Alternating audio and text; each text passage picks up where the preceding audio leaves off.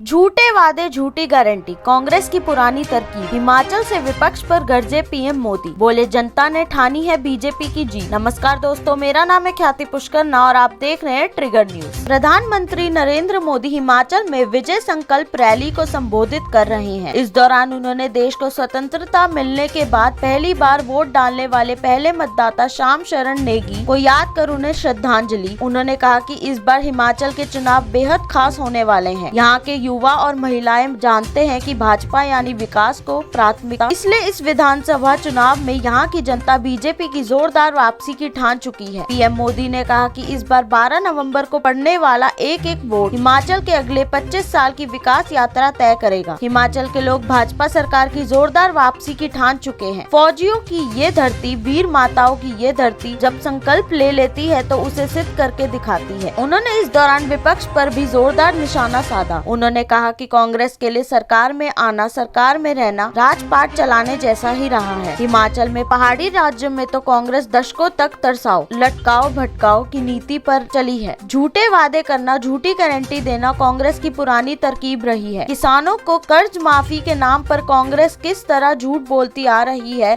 इसका भी गवाह पूरा देश रहा है। पीएम मोदी ने कहा कि बीजेपी जो संकल्प लेती है उसकी सिद्धि करके दिखाती है। जम्मू कश्मीर से आर्टिकल 370 हटाने का संकल्प लिया, उसे सिद्ध करके दिखाया। बीजेपी ने राम मंदिर निर्माण का संकल्प लिया, आज अयोध्या में इतना भव्य राम मंदिर बन रहा है। कांग्रेस की सच्चाई ये है कि 2012 में जिस घोषणा पत्र पर वो चुनाव जीते, वादे किए थे, एक भी काम उन्होंने नहीं किया। जबकि बीजेपी की पहचान है कि हम जो कहते हैं उसे पूरा करने के लिए दिन रात खपा देते हैं। कांग्रेस 40 साल से देश के फौजियों को 1 रैंक 1 पेंशन का वादा करती आ रही थी, लेकिन इतने वर्षों तक केंद्र में कांग्रेस की सरकार रहने के बावजूद उसने कुछ नहीं किया। आजादी के बाद देश का पहला घोटाला कांग्रेस के रक्षा क्षेत्र में ही किया था। तब से कांग्रेस की सरकार जब तक रही तब तक रक्षा सौदे में जमकर दलाली खाई। कांग्रेस कभी नहीं चाहती थी कि देश रक्षा साजो सामान के मामले में आत्मनिर्भर बने, लेकिन आज भारत आत्मनिर्भर होने का अभियान चला रहा है, अपने हथियार खुद बनाने पर जोर दे रहा है। कांग्रेस देश की रक्षा की ही नहीं बल्कि देश के विकास की भी हमेशा विरोधी रही है। तो आपका इस पर क्या विचार है, हमें बताइए हमारे कमेंट सेक्शन में और सब्सक्राइब कर लीजिए हमारा चैनल ट्रिगर न्यूज। धन्यवाद।